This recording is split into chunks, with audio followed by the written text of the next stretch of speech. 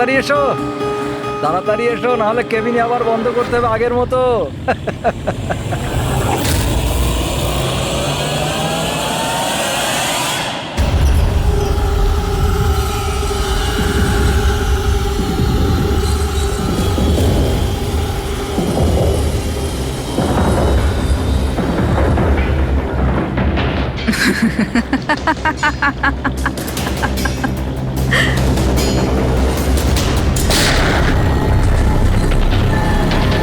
এটা আপনি কি করলেন? নিজের বাবা মাকে মেরে ফেললেন। দিয়া ম্যাডাম, এটা আপনি কি করলেন?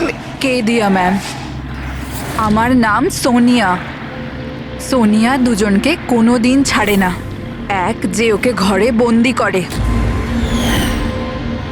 দ্বিতীয়, যে ওকে খারাপ কাজ করতে দেখে আমাকে নেয়। মারবেন না।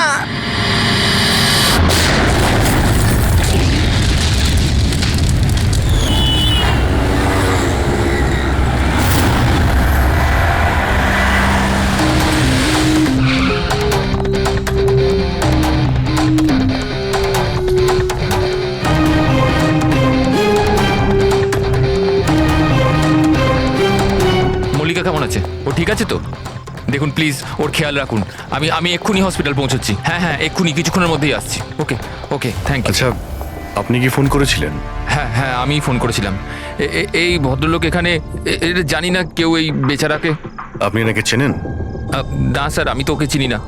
কিন্তু দেখুন স্যার, আপনি বলেছিলেন যতক্ষণ না আপনি আসেন আমি এখানেই থাকি। তো আমি ছিলাম।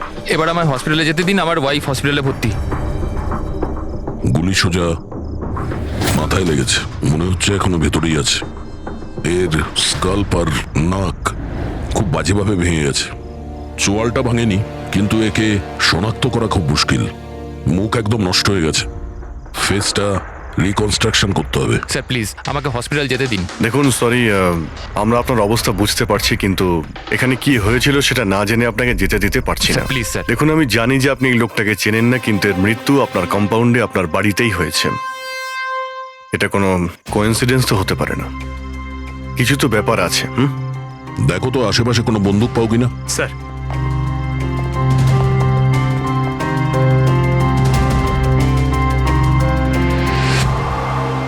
ভাই ভাই, ইউ ডোন্ট ওয়ারি, আমি খবর নিয়েছি, বৌদি একদম ঠিক আছে হসপিটালে। স্যার, এ আমার বোন শায়লা।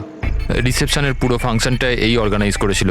হ্যাঁ স্যার, আমরা সবাই ফাংশনে বিজি ছিলাম, তখনই গুলি চালানোর আওয়াজ শুনতে পেলাম আমরা। তার আগে কি কি হয়েছিল আমি আপনাকে বলছি। স্যার, 2 দিন আগেই আমার বিয়ে হয়েছে মল্লিকার সাথে, আর আজকে ছিল রিসেপশন। সবকিছু ঠিকঠাক চলছিল। মল্লিকা আমার সকল বন্ধুদের সাথে, সব কালিগদের সাথে আলাপ করছিল।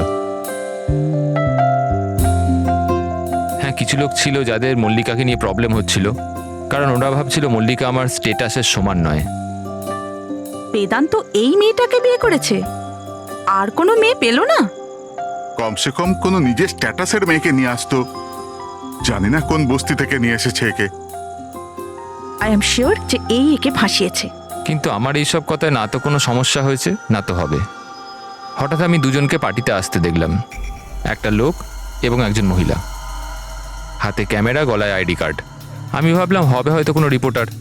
তারপর মল্লিকার সাথে কথা বলা শুরু করলো।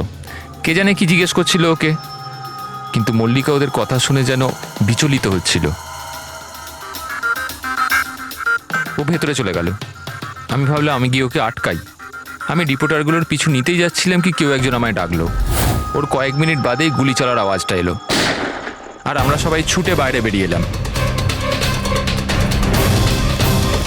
আপনারা পিছনে থাকুন, পেছনে সরে যান। সরুন সরুন। আর তারপরেই আমি আপনাকে ফোন করলাম, আর মল্লিকাকে হসপিটাল নিয়ে যাওয়া হলো। আচ্ছা, ওই যে দুটো রিপোর্টার এসেছিল পার্টিতে, ওরা কি কথা বলছিল কিছু শুনেছো তোমরা? আগে না স্যার। আগে হ্যাঁ, আমি শুনেছিলাম কথা বলতে। আমি তো এখানেই দাঁড়িয়েছিলাম, আমার বন্ধুর সাথে কথা বলছিলাম। রিপোর্টারের নাম পামেলা আর করণ, আর ওরা বম্বে ক্রনিকল টাইমসের ছিল। গুড, এ তো খুব ভালো কথা। আর কিছু শুনেছিলেন? আপনার সঙ্গে কোনো কথা বলেছিল ওরা? না না, ওরা মালিকা কি জানি না কেমন অদ্ভুত অদ্ভুত প্রশ্ন করছিল। তুমি কখনো বোট ব্লাস্টের ব্যাপারে শুনেছো? তুমি নিশ্চয়ই বোটে বন্দুক সহ একজন মানুষকে দেখেছো। নো প্রবলেম, আমি নিজেই খুঁজে নেব। বেচারি মালিকা খুব ঘাবড়ে গেছিল আর ভেতরে চলে গেল। আর কিছুক্ষণ পরে গুলির আওয়াজ পাওয়া গেল।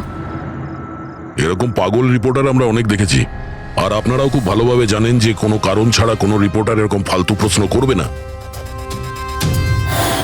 তো তোমার কি মনে হচ্ছে ওরা দুজন কোনো রিপোর্টার ছিল না? হতে পারে। ওরা যখন ভিতরে ঢুকেছিল তখন তোমরা গেটের সামনে ডিউটি করছিলে, তো ওদের দেখেছিলে তোমরা? গেটের বাইরে সিসিটিভি ক্যামেরা লাগানো আছে, নিশ্চয়ই ভেতরে আসলে দেখা যাবে। স্যার ওদের এন্ট্রি রেজিস্টারেও আছে, যদি আপনি বলেন তো নিয়ে আসবো। এতে বলার কি আছে, তাড়াতাড়ি গিয়ে নিয়ে এসো, যাও তাড়াতাড়ি।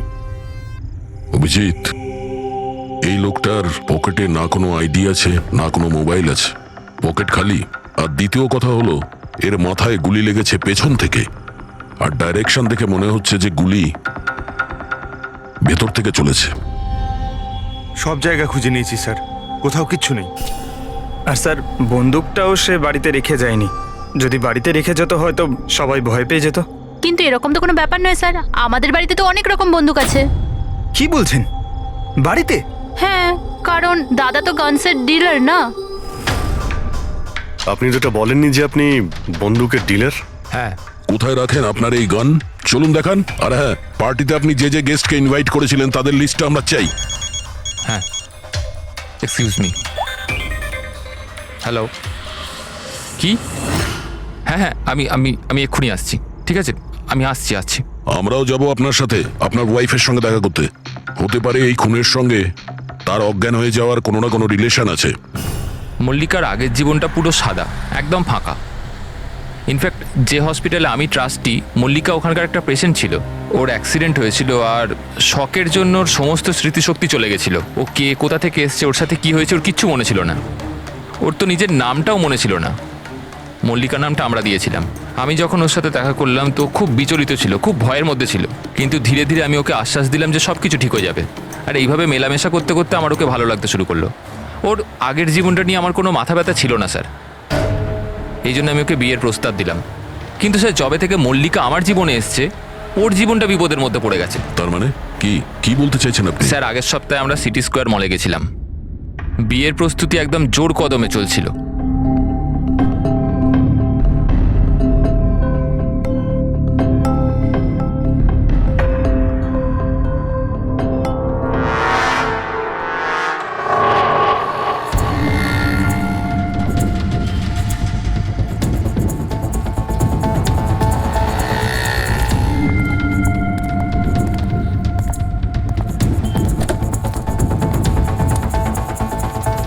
ম্যাডাম, মনে হচ্ছে আমি আপনাকে আগে কোথাও দেখেছি। আমায়? চিনতে পারলেন না আমাকে? না, আমি চিনি না আপনাকে। কি বলছেন চিনতে পারলেন না? এই দেখুন পোড়া মুখ, বোট, কিছু মনে পড়ছে না আপনার? না, সরি, আমি আপনাকে চিনি না। কি বলছেন আপনি চিনতে পারছেন না? আমি জানি তো আপনি দিয়া ম্যাডাম, তাই না? আপনার কিছু ভুল হচ্ছে। আমার নাম মল্লিকা। আরে আপনি দিয়া ম্যাডাম তো। বোটে আপনি এসেছিলেন আপনার জন্মদিন পালন করতে, মনে নেই? না। নেই কি করে? আপনি মনে করুন। আরে আমার হাত- এই দেখুন আমার পোড়া বেরান মুখ। তো। হাত ছাড়ুন। আমার কোনো ভুল হতেই পারে না। আপনি চিনতে এই, পারছেন না আমাকে? ছাড়ো গে, আমি ছাড়ো চিনি গে। না আপনাকে। হাত দিচ্ছিস কেন কি গায়ে? বলছেন কি? উনি তো আমাকে চেনেন, দিয়া ম্যাডাম। এনার জন্যই আমার মুখটা পুড়ে গেছে, এখন আমাকে চিনতেই অস্বীকার করছে। তুই এখান থেকে বেরো, না হলে কিন্তু আমি পুলিশকে ডাকবো। আরে পুলিশ! আরে পুলিশ! এই, দাঁড়া, দাঁড়া। পুলিশকে ডাকবে ও। কিছু হয়নি। It's all right, it's all right. চলো চলো, তুমি গাড়িতে বসো। সেই লোকটা আর কোনোদিন সামনে এসেছিল? না স্যার, কিন্তু ওর দুদিন পরে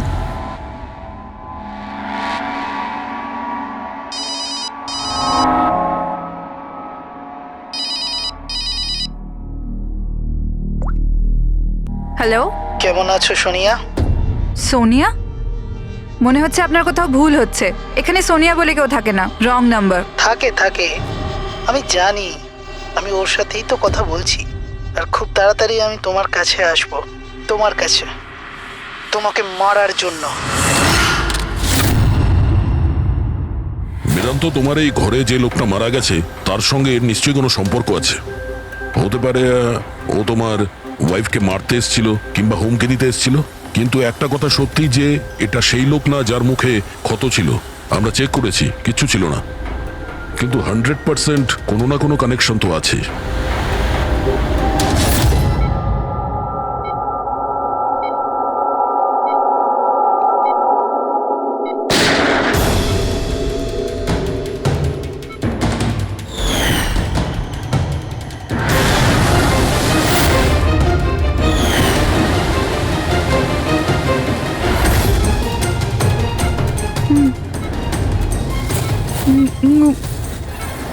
গুলি গুলি না না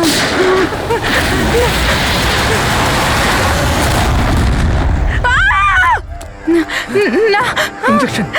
না কাম ডাউন, কাম ডাউন। আমাকে ছেড়ে দাও, আমি কিছু করিনি, ছেড়ে দাও। Mallika, are you all right? Relax, তুমি হসপিটালে আছো, একদম সেফ আছো। মল্লিকা, মল্লিকা, মল্লিকা কেমন আছো তুমি? হ্যাঁ, ও গড, কেমন, ঠিক আছো তো তুমি? ঠিক আছো? ডক্টর ঈশান্ত, আপনি বলছিলেন যে বেদান্তকে, যে মল্লিকা একটু অস্থির হচ্ছিল, কিছু বিড়বিড় করছিল, কি হয়েছিল ওর? আসলে মল্লিকা যখন জ্ঞান ফিরল, খুব অদ্ভুত ধরনের কথা বলছিল। এরকম মনে হচ্ছিল যেন ও এখানে তো আছে, কিন্তু ওর মস্তিষ্ক অন্য কোথাও। মানেটা কি?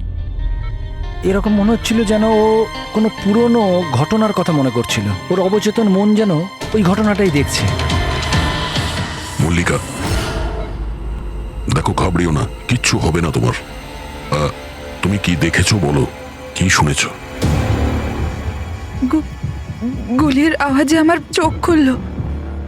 যখন যখন আমি চোখ খুললাম তো আমি অদ্ভুত অদ্ভুত জিনিস দেখছিলাম। একটা বোট আর আর আর একটা লোক ওই লোকটার হাতে একটা বন্দুক ছিল, আর বন্দুকটা আমার দিকে তাক করে আর আর ওই ব্লাস্ট হয়ে গেল, ওই ব্লাস্ট।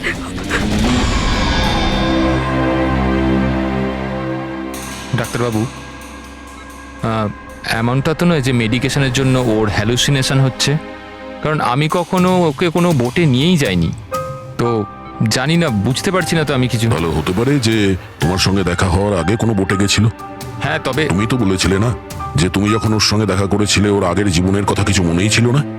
এক্স্যাক্টলি, এরকম মনে হচ্ছিল যেন ওর কোনো পুরনো ঘটনা বা ওর জীবনের কোনো মুহূর্ত ওর মস্তিষ্কে নাড়া দিচ্ছে। ডাক্তারবাবু, আপনি তাহলে বলতে চাইছেন যে এটাও মল্লিকার জীবনের গল্পের একটা অংশ? হতে পারে সেটা। আমাদের সাবকনসিয়াস মাইন্ড কখনো কখনো কোনো ঘটনাকে, ওর মেমোরিকে মনের মধ্যে আঁকড়ে ধরে রাখে, আর ওই ঘটনার সঙ্গে সম্পর্কিত কোনো ঘটনা বা জিনিস সামনে আসে, তাহলে ওই ঘটনাটা আবার পুনরায় মনে আসে। বেদান্ত, মনে হচ্ছে তোমার ভয় ঠিকই ছিল। মল্লিকার জীবনের ঝুঁকি আছে। ওই লোকটা যে তোমার বাড়িতে মারা গেছে, ওই ষড়যন্ত্রের সঙ্গে যুক্ত আছে। কিন্তু এটা আপনি কিভাবে বলতে পারেন? সেই কারণেই তো করোনার পামেলা মল্লিকাকে উল্টোপাল্টা প্রশ্ন করছিল যে তুমি কখনো কোনো বোটে চেপেছো কিনা, কিংবা কোনো লোককে বন্দুক হাতে দেখেছো কিনা। এই কেস একটা অন্যের সঙ্গে যুক্ত। প্রথমে তো এটা জানতে হবে বেদান্তর ঘরে ওই গুলিটা চালিয়েছে কে।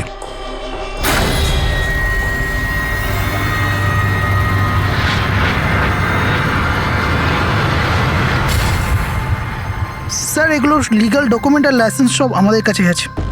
আচ্ছা, এখানে এই রুমে কারা কারা আসতে পারে? এখানে বেদান্ত স্যার, মল্লিকা বৌদি আর শায়লা ম্যাডাম ওনার বন্ধু আসতে পারে। অদ্ভুত তো, এখানে তো সবাই আসতে পারে। অনেকে এখানে আসতো, তার মানে তো যে কেউ বন্দুক নিয়ে এখান থেকে ইউজ করতে পারে। স্যার, হ্যাঁ স্যার, এরা দুজন রিপোর্টার সেজে এসেছিল, সিসিটিভি ফুটেজে ধরা পড়েছে। মিডিয়া অফিসগুলো থেকে খোঁজ নিয়ে জানতে পারলাম যে এরা কোনো অফিসেই কাজ করে না। নকল রিপোর্টার? ঠিক আছে, এদের ব্যাপারে খোঁজ নাও আর এখানকার সমস্ত বন্দুক বাজেয়াপ্ত করো।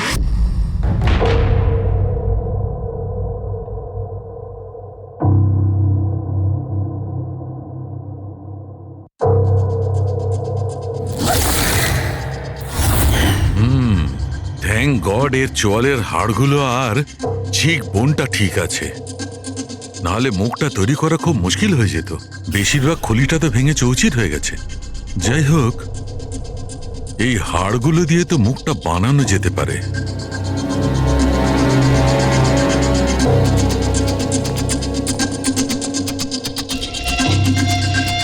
এর মধ্যেই আছে সেই বন্দুকটা যেটা দিয়ে ওকে গুলি করা হয়েছে। জানতে হবে প্রথমে এর মুখটা তো আগে তৈরি করি।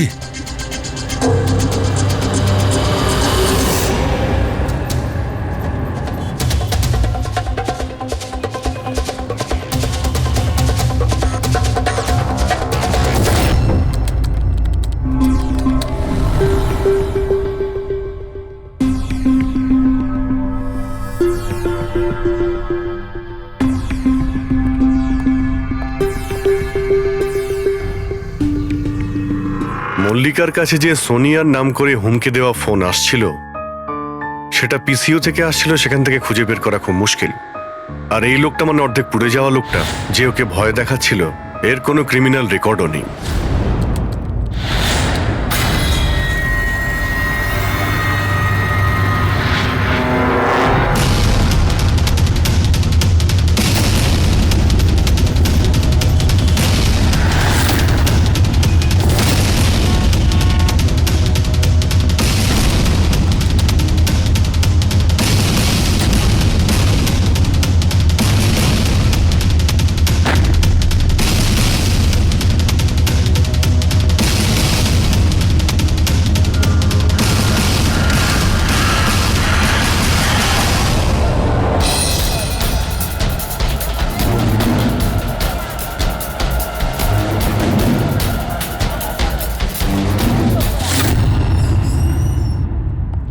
শুনুন, আগে বলুন। দেখুন, আমরা সিআইডি থেকে আসছি। সিআইডি? আমি আপনার কি হেল্প করতে পারি? এক মিনিট, একবার এই ফটোটা দেখুন। এরা কি কোনোদিন আপনার কাছ থেকে ক্যামেরা আর মাইক ভাড়া করে নিয়ে গেছিল এই 48 ঘন্টার ভেতরে? এক মিনিট দাঁড়ান, আমি চেক করে আপনাদের বলছি। আমি এক্ষুনি আসছি।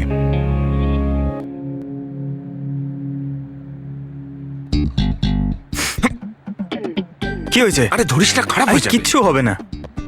আরে ওগুলো তো দেওয়ালে এমনিই টাঙানো রয়েছে। কি ফ্রেডি স্যার? আগে হ্যাঁ, এ করণ আর পামেলা, এরা 48 ঘন্টা আগে আমাদের এখান থেকেই মাইক আর ক্যামেরা ভাড়া করেছিল।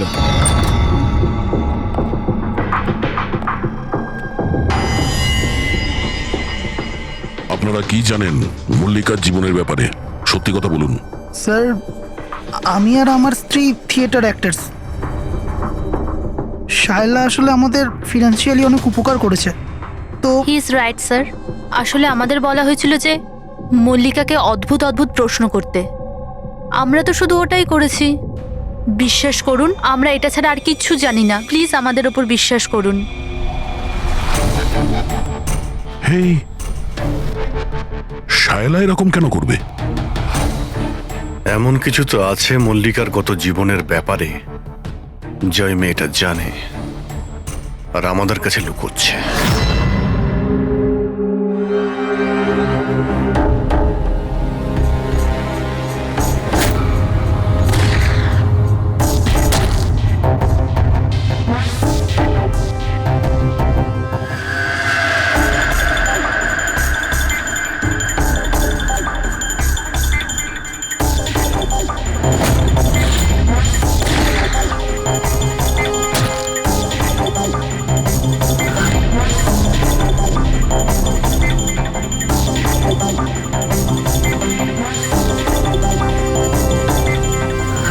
তাহলে এইটা হচ্ছে ওর মুখ।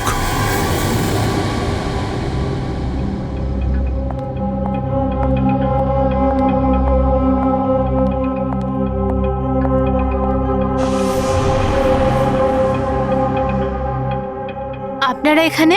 দাদা বৌদি তো নেই বাড়িতে, ওরা হসপিটালে গেছে চেক আপের জন্য। হ্যাঁ, সেটা আমরা জানি। ওনাদের সাথে নয়, আমরা তোমার সাথে কথা বলতে চাই। আমার সাথে? একে চেনো? না স্যার। আর এদের চেনো? না স্যার। আরে এরা তোমার থিয়েটারের বন্ধু। তুমি তো এটা বলনি যে তুমি অ্যাক্টরদের কাজও দাও। এই পার্টিতে তুমি ওদের ডেকেছিলে না, মল্লিকাকে ভয় দেখাতে আর উল্টোপাল্টা প্রশ্ন করার জন্য? এবার তাড়াতাড়ি বলে দাও, এসব তুমি কেন করেছিলে? কি জানো তুমি মল্লিকার ব্যাপারে? হ্যাঁ, ওর আগের জীবনের ব্যাপারে? আর সেই লোকটার ব্যাপারেও, যার মৃত্যু তোমাদের বাড়িতে হয়েছে। আমি কিচ্ছু জানি না। মানে বলতে চাইছি, আমি মল্লিকার ব্যাপারে কিচ্ছু জানি না। আমি তো শুধু অতটুকুই জানি যতটা আমাকে ওই লোকটা বলেছিল, যার মুখটা পোড়া। তুমি ওই লোকটাকে চেনো? হ্যাঁ স্যার, যেদিন ওই লোকটা মল্লিকাকে হুমকি দিয়েছিল আমি ওখানেই ছিলাম। আর যখন দাদা মল্লিকাকে সামলাচ্ছিল তখন আমি ওই লোকটার পেছনে গেছিলাম। শোনো, কি হলো? কে তুমি? আর তুমি মল্লিকাকে কি বলছিলে? কি করে জানো তুমি ওকে? এটা আপনি আমায় কেন জিজ্ঞেস করছেন? ওনাকে জিজ্ঞেস করুন, যে মল্লিকা সেজে ঘুরে বেড়াচ্ছে ওনাকে জিজ্ঞেস করুন। দিয়াকে উনি বলবেন যে 1 বছর আগে কি হয়েছিল বোটে। হ্যাঁ, এই দেখুন, এই সব কিছু ওর পরিণাম। হ্যাঁ, আমাকে জিজ্ঞেস করছে কে মল্লিকা। আমার মল্লিকাকে নিয়ে কোনো চিন্তা নেই, কিন্তু আমি শুধু আমার দাদাকে নিয়ে চিন্তিত। আর আমি চাই না ওই পাগল মেয়েটার জন্য আমার দাদাকে হারিয়ে ফেলি। স্যার, এর থেকে বেশি আমি কিচ্ছু জানি না, সত্যি বলছি। স্যার, তার মানে এটা তো ডেড এন্ড। ঠিক আছে, আপনি যান। এখন তো একটাই রাস্তা আছে। প্রথমে এটা জানতে হবে যে 1 বছর আগে কোন বোটেই অ্যাক্সিডেন্টটা হয়েছিল।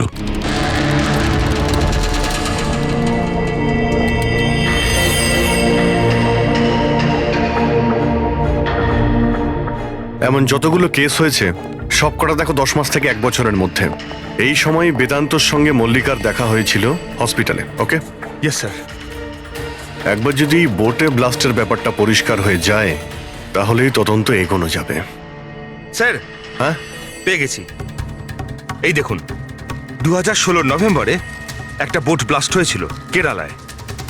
স্যার, ওই বোটে 4 জন ছিল, হাজব্যান্ড ওয়াইফ, ওনাদের মেয়ে দিয়া, আর ওই বোটের মাঝি। বম ব্লাস্টের জন্য স্যার সবাই মারা গেছিল, শুধু ওই মাঝি ছাড়া। স্যার, এ তো মল্লিকা। মল্লিকা, দিয়া, এর ফ্যামিলি তার কে কে আছে? স্যার, মাথুর ফ্যামিলিতে 4 জন মেম্বার, হাজব্যান্ড ওয়াইফ, ওদের মেয়ে দিয়া, আর ওর ভাই রতন। 1 মিনিট স্যার, এই যে এটা ওর ফটো, রতনের। এটা তো সেই লোকটা যার মৃত্যুটা গুলি লেগে হয়েছে বেদান্তর বাড়িতে। কিন্তু স্যার, গুলিটা মারলো কে? এখন এই সব প্রশ্নের উত্তর কেরালাতে গেলেই জানতে পারা যাবে।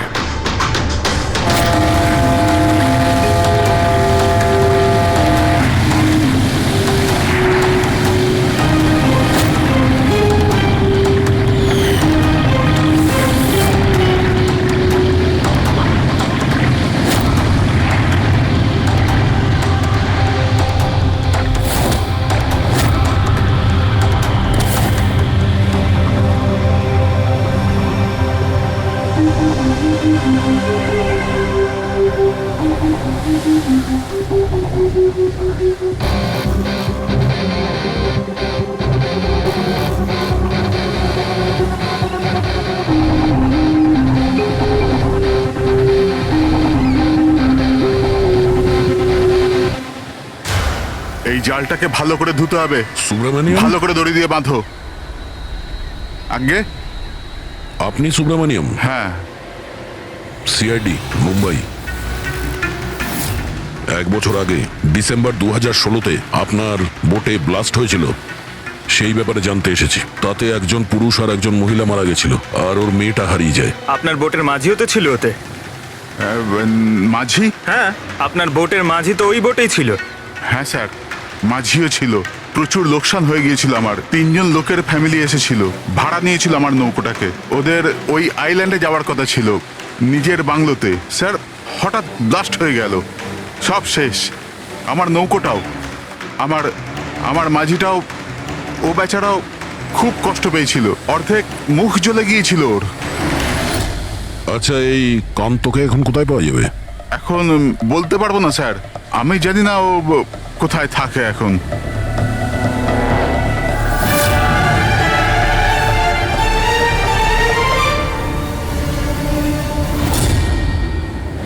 ইশারা কাকে করছিলেন? ইশারা হ্যাঁ? ও স্যার কে স্যার, এখানে? আমার স্যার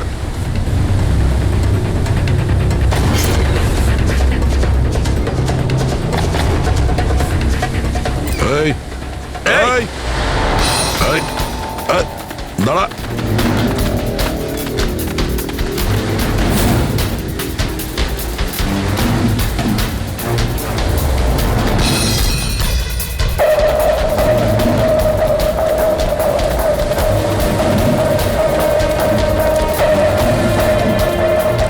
আই!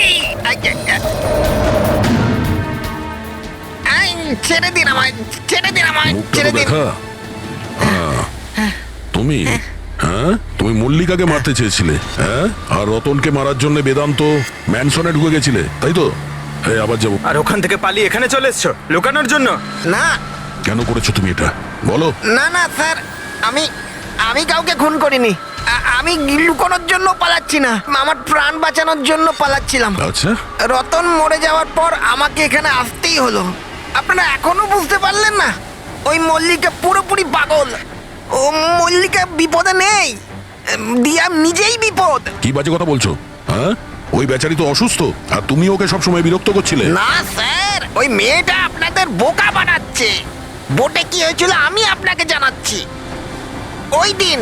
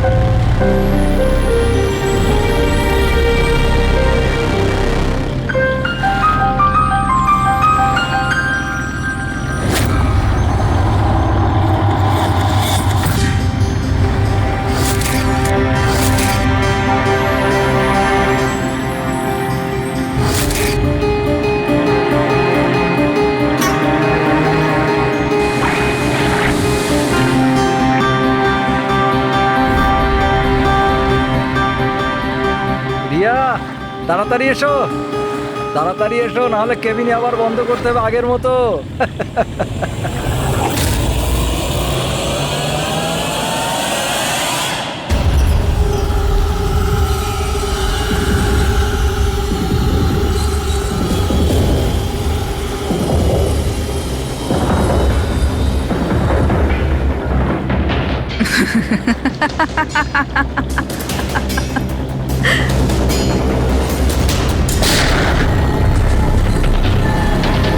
এটা আপনি কি করলেন? নিজের বাবা মাকে মেরে ফেললেন। দিয়া ম্যাডাম, এটা আপনি কি করলেন?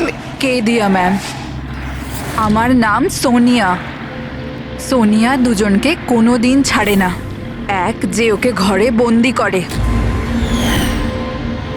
দ্বিতীয়, যে ওকে খারাপ কাজ করতে দেখে আমাকে নেয়। মারবেন না।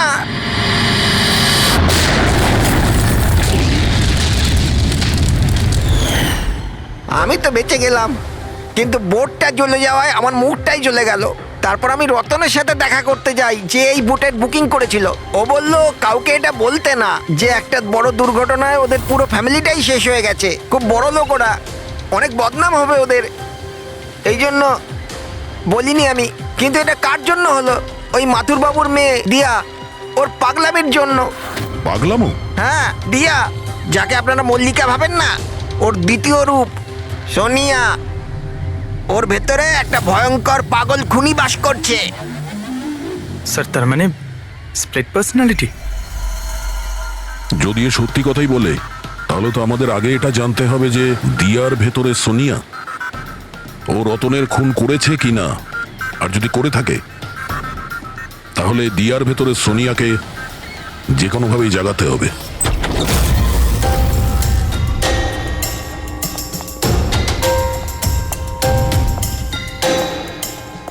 মিস্টার বেদান্ত, আপনি কিছুক্ষণের জন্য এখান থেকে চলে যান তো। আরে কিন্তু আপনারা এসব করছেনটা কি? তুমিও চলে যাও এখান থেকে। কিন্তু কিছু বলুন তো, ব্যাপারটা কি? সবকিছু বলবো, আপনি আগে এখান থেকে চলে যান প্লিজ। যান যান বাইরে। যান, তুমিও যাও। না না, আপনি না, আপনি ওখানে বসুন। স্যার, আপনি বসুন ওখানে। বেদান্ত, চলুন বসুন ওখানে।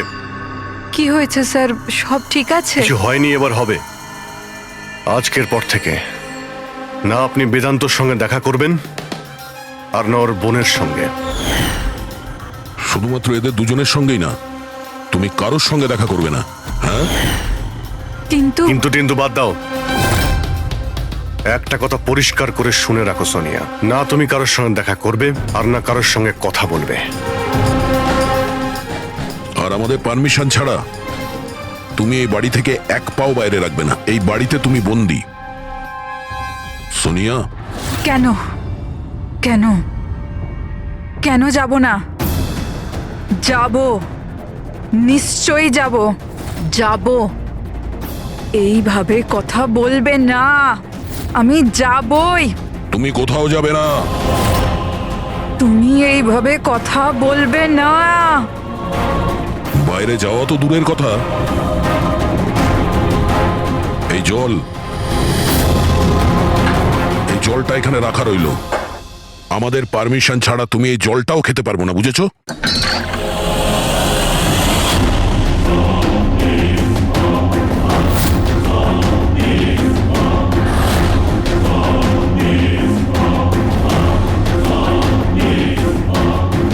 তুই আটকাবি আমাকে নাকি তুই? সোনিয়া নিজের ইচ্ছার মালিক।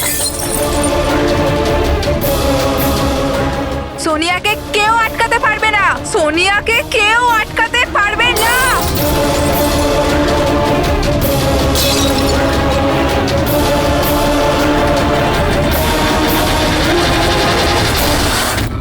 কাউকে ছাড়বো না, কাউকে ছাড়বো না আমি। ছাড়ো, ছাড়ো, ছাড়ো।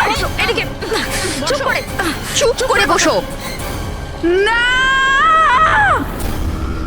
না, কিচ্ছু করতে পারবে না তোমরা, কিচ্ছু করতে পারবে না। সোনিয়া থাকতে দিয়ার কেউ কিচ্ছু করতে পারবে না, কিচ্ছু করতে পারবে না।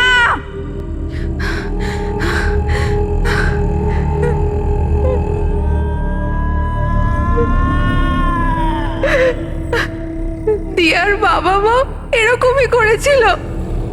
দিয়াকে ঘরে বন্ধ করে দিত। কেউ এলেও দিয়া একাই বসে থাকতো, কেউ আসতো না।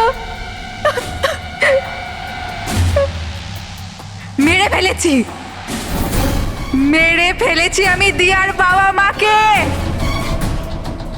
তোমাদেরও মেরে দেব, তোমাদের সবাইকে মেরে দেব। কে তুমি? তোমার আসল পরিচয় কি?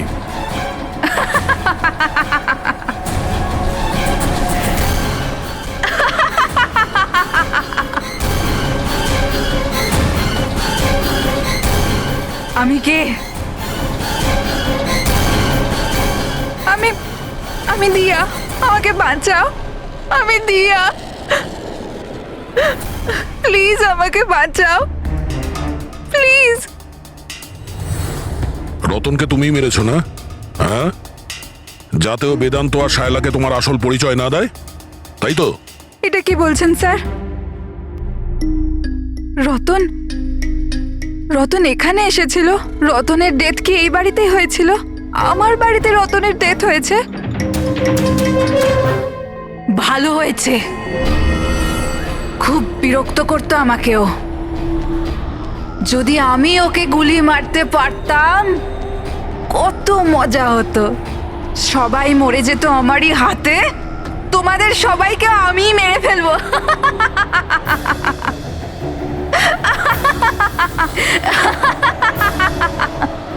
খোলো আমাকে, আমি বলে দিচ্ছি আমাকে খুলে দাও, না হলে তোমাদের সবাইকে মেরে ফেলবো।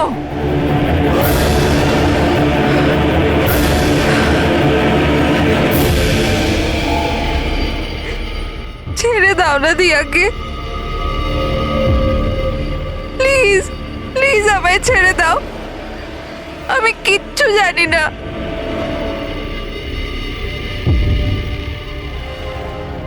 বেদান্ত, বেদান্ত, বেদান্ত, তুমি কোথায় গেলে? বেদান্ত কোথায়? প্লিজ আমাকে এখান থেকে নিয়ে যাও। খুলে দাও, খুলে দাও আমাকে।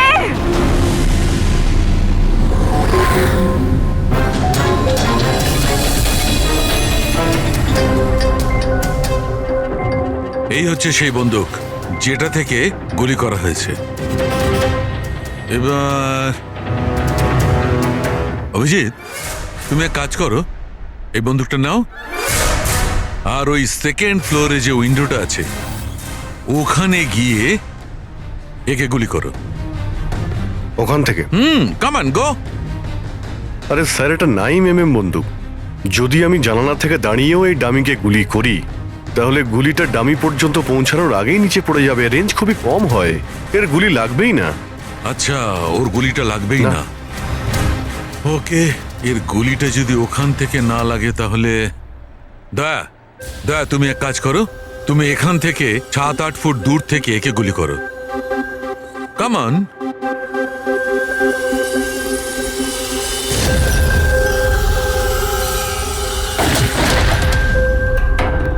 আপনি প্রমাণ কি করতে চাইছেন ডক্টর সালুকে? দয়া এটাই যে মল্লিকা বিপজ্জনক হতে পারে, খুনিও হতে পারে, কিন্তু ও নিজের ভাই রতনকে মারেনি। কি বেসিসে তুমি এটা বললে? আমি বলছি, দয়া, যখন তুমি একে গুলি মেরেছো এই গুলিটা সিধে এখানে গিয়ে লেগেছে এর খুলিতে নিচের দিকে। হ্যাঁ, যদি এই গুলিটা সেকেন্ড ফ্লোর থেকে ছোঁড়া হতো তাহলে অভিজিৎ যেমন বলেছে ওই গুলিটা এখানে এসে পৌঁছতোই না, নিচে পড়ে যেত। আর মনে করো যদি ওটা খুব পাওয়ারফুল গান হয়, গুলি একে লেগেও যায়, তাহলে গুলিটা এর ওপর থেকে নিচের দিকে লাগতো, কারণ গুলিটা এইভাবে আসতো এই ওপর থেকে নিচের দিকে। কিন্তু আমি যে ক্ষতটা পেয়েছি ওটা একদম সিধে গেছে, সিধে। সেই জন্য মল্লিকা এই গুলিটা চালায়নি। স্যার, কিন্তু যদি মল্লিকা গুলি না চালায় তাহলে কে চালালো? এই গুলিটা যেই চালিয়ে থাকুক ও এখানেই ছিল, এই গ্রাউন্ড ফ্লোরে, এরই আশেপাশে। তার মানে স্যার ও পার্টিতে উপস্থিত ছিল, আর যখন পার্টিতে ছিল তাহলে পার্টির জামা কাপড় পরেছিল। আর যদিও গুলি চালিয়েই থাকে তাহলে ওর কাপড়ে গান পাউডারও থাকবে। কারেক্ট। বেদান্তর বন্ধু মল্লিকা আর ওর ননদ আর ওই যে দুজন নকল রিপোর্টার ছিল না, ওদের সবার ড্রেস নিয়ে আসো, ওদের না জানিয়ে।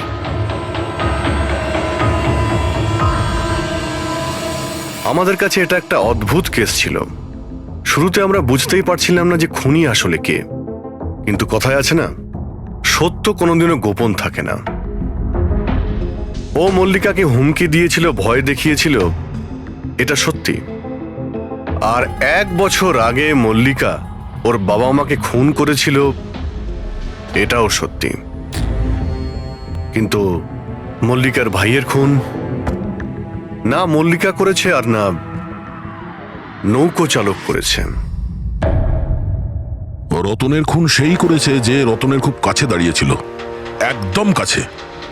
আর সে শুরু থেকেই আমাদের চক্রব্যূহতে ফাঁসিয়ে রেখে দিয়েছিল, আর আমরা ঘুরেই যাচ্ছিলাম। শেষ পর্যন্ত সে তারই চক্রব্যূহতে ফেসে যায়। ও আমাদের অনেক মিথ্যে কথা বলেছে, অনেক মিথ্যে, কিন্তু সত্যি বেশি দিন গোপন থাকে না। বেদান্ত, তুমি আমাদের অনেক মিথ্যে বলেছ, কিন্তু তোমার এই ড্রেস সত্যিটা বলে দিয়েছে। আমরা তোমার জামার থেকে গান পাউডার পেয়েছি।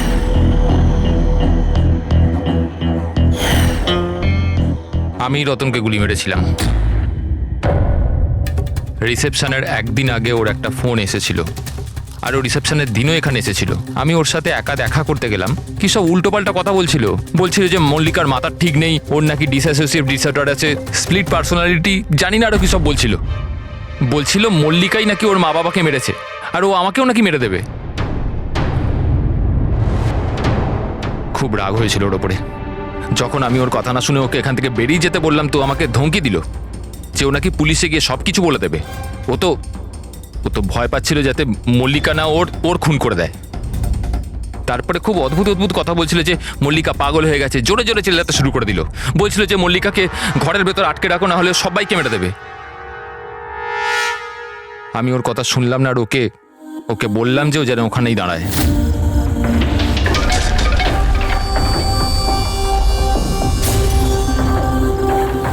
ওকে আমি নিজের প্রাণের থেকেও বেশি ভালোবাসি। আর ওই রতন, আরে এই রতন ওকে পাগল বলছিল, ওকে জেলে পাঠাতে চাইছিল। সব কিছু শেষ হয়ে যেত, মল্লিকার জীবন, আমার ইমেজ, এই সব কিছু শেষ হয়ে যেত। সেটা তো মিস্টার বেদান্ত ধরে নাও শেষ হয়েই গিয়েছে। আর তুমি এটা কি করে ভাবলে যে তুমি কারো খুন করে দেবে আর তোমার জীবন আর ইমেজ ঠিক থাকবে? হ্যাঁ, মল্লিকা ওরফে দিয়া এই অপরাধ অজান্তে করেছে, সজ্ঞানে করেনি। কিন্তু তুমি সবকিছু জেনে এই অপরাধ করেছো। সেই জন্য মল্লিকা যাবে অ্যাসাইলামে, আর তুমি যাবে গরাদের ভিতরে।